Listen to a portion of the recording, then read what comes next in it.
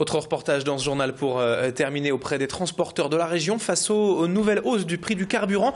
Aujourd'hui, cela représente plus de 25% du prix global du transport, mais néanmoins, les professionnels ne ressentent pas tant que ça les variations de prix aujourd'hui, car des mécanismes fiscaux existent pour eux depuis 2008 pour compenser ces variations. Quant à une baisse de la TVA proposée récemment par l'Automobile Club, elle serait forcément bénéfique pour eux puisqu'elle baisserait automatiquement le coût d'acquisition du carburant. Tout cela n'est donc plus une problématique prioritaire pour les transporteurs, mais aujourd'hui, ils sont tout de même inquiets pour l'année 2013 avec la mise en place de la taxe poids lourd. Explication complémentaire avec Olivier Arrigo, secrétaire général de la Fédération des transporteurs routiers du Nord, au micro d'Adélaïde Bollard.